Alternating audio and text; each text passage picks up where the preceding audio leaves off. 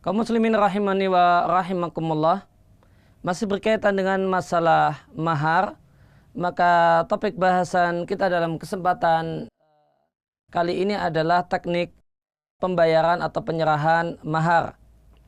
Maka ada 3 pilihan teknik pembayaran mahar. Pilihan yang pertama itulah pilihan yang dianjurkan, yaitu tunai di muka seluruhnya sebelum akad atau pada saat akad seluruhnya dibayarkan. Misalnya maharnya nilainya 5 juta rupiah. Maka uang 5 juta rupiah tersebut diserahkan di muka, yaitu sebelum akad atau pada saat akad. Maka ini dianjurkan karena dengan semacam ini akan lebih menghilangkan masalah. Maka bisa dipastikan tidak akan ada masalah tentang masalah mahar di belakang. Kemudian namun ada 2 pilihan yang lain yang hukumnya diperbolehkan, yaitu pilihan yang kedua seluruhnya terhutang. Jadi maharnya 5 juta saat akad nikah itu belum diserahkan. Baru nanti diserahkan boleh jadi setahun setelah menikah misalnya. Maka ini hukumnya boleh dan tidak mengapa. Kemudian pilihan yang ketiga sebagian tunai sebagian terhutang. Jadi 5 juta rupiah ini yang tunai saat akad nikah atau sebelum akad nikah, misalnya 2 juta rupiah, kemudian 3 juta baru dibayarkan setelah 6 bulan sejak akad nikah. Ini juga diperbolehkan. Jadi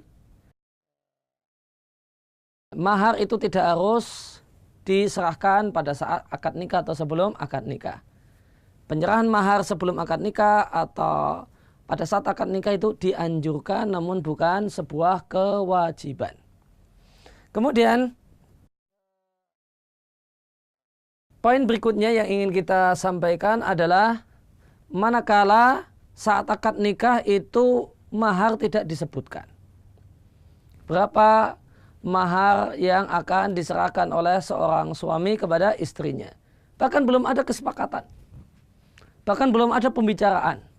Seandainya terjadi akad nikah dan belum ada pembicaraan dan belum ada kesepakatan di antara wali dan pengantin perempuan di satu sisi dan pengantin laki-laki di sisi yang lain.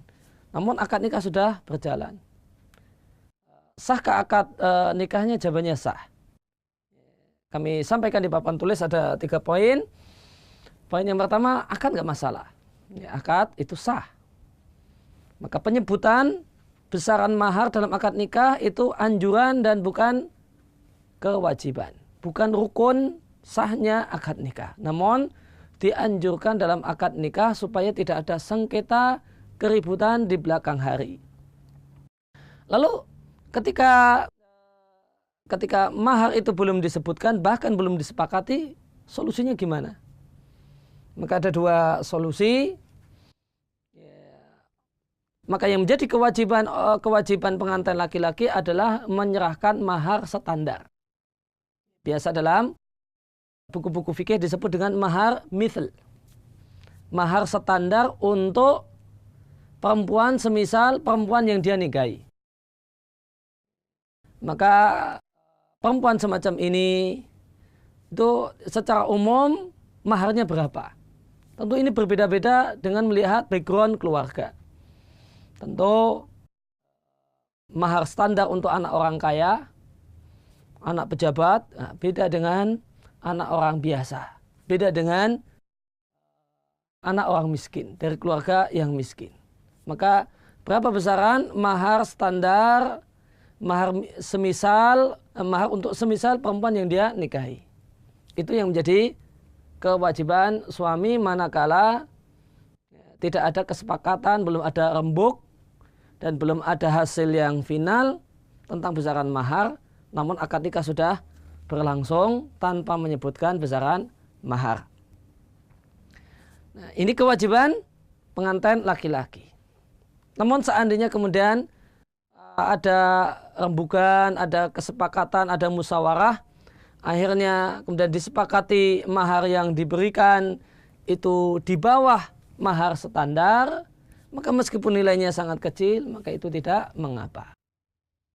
Karena ini adalah hak seorang perempuan, hak pengantin perempuan. Ketika pengantin perempuannya merelakan, nggak usah mahar standar, di bawah standar juga tidak apa-apa, maka dia telah menggugurkan apa yang jadi haknya, maka tidak masalah. Demikian juga ketentuan ini berlaku manakala mahar yang diberikan pada saat akad nikah itu tidak sah. Kemarin kita bahas, di pertemuan yang lewat kita bahas ada mahar yang tidak sah, semisal maharnya cuma sekedar membacakan ayat Al-Quran saat akad nikah. Dengan hafalan misalnya, membacakan surat Ar-Rahman biasanya. Cuma itu saja maharnya, maka ini mahar yang tidak sah. Lalu bagaimanakah nasib pernikahan ini? Maka jawabannya, adanya mahar saat akad nikah itu satu hal yang dianjurkan dan bukan rukun dan kewajiban. Oleh karena itu akad nikah tetap sah.